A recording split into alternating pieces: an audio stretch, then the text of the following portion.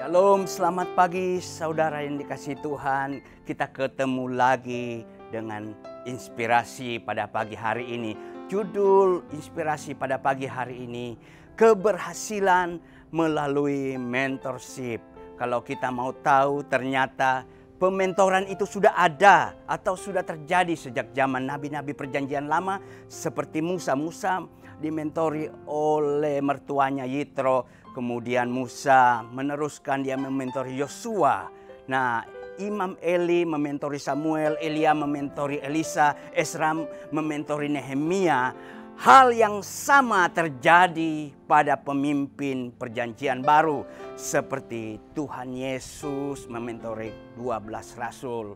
Nah, Barnabas mementori Paulus dan Paulus mementori Timotius. Dan sepanjang sejarah manusia, pementoran ini merupakan hal yang bukan asing, saudara yang kasih Tuhan. Sudah biasa dilakukan. Nah, saudara yang kasih Tuhan, pada zaman modern ini tentunya beda sekali proses mentoring. Yang kita lihat sudah bergeser. Manusia telah bergantung pada medsos, nonton YouTube, nonton internet, nonton video, baca buku, dan lain-lain. Nah, saudara yang kasih Tuhan, kan tidak semua orang mendapatkan berita-berita itu, bisa mendapatkan atau mengakses dirinya. Kan semua orang itu beda-beda hobinya. Nah, makanya banyak orang yang merasa hidupnya itu hampa, tidak ada yang membimbing. Saudara yang kasih Tuhan, makanya Rasul Paulus membimbing Timotius di dalam 2 Timotius 2 ayat yang kedua, diajarkan bahwa dikatakan Paulus, ajaran yang dahulu sudah kau dengar dari saya di depan banyak orang, hendaklah itu kau percayakan kepada orang-orang yang dapat dipercayai dan cakap mengajar orang lain. Nah, dari ayat ini, saudara dikasih Tuhan, kita tahu bahwa proses pementoring itu sudah ada sejak dulu. Nah, saya juga mendapatkan mentor yang sangat baik dari Bapak Gembala kita GBI Citra Garden 2 ini. Dulu Bapak Gembala itu pernah di Sulawesi Tengah, ya, PKN dulu.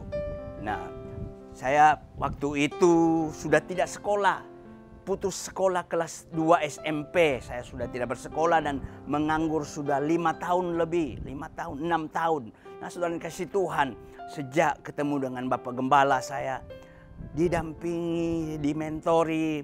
Saya ditanya, kamu kenapa tidak sekolah? Kamu harus sekolah, kamu punya masa depan yang baik. Itu yang saya merasa terpukul, dikatakan berarti saya harus bersekolah, saya punya masa depan yang baik.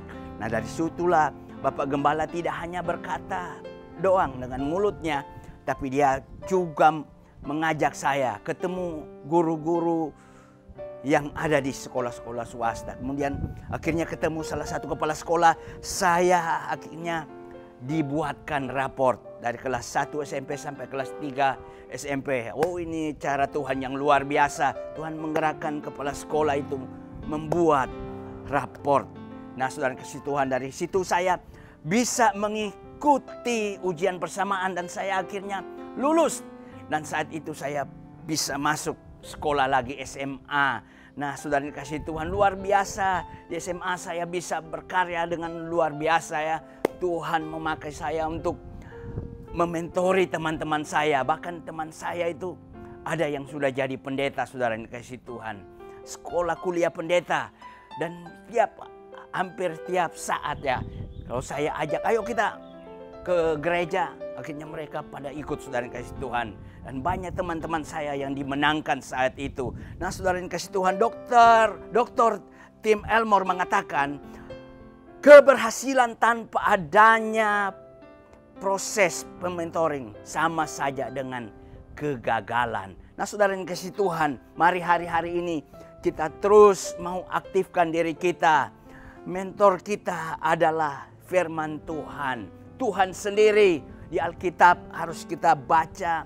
Ada kekuatan baru, memberikan dorongan semangat yang luar biasa. Hari-hari ini seperti saya mau katakan, orang yang bersemangat dapat menanggung penderitaannya. Biarlah kebenaran firman Tuhan ini diinspirasi terus memberkati kehidupan kita. Amin.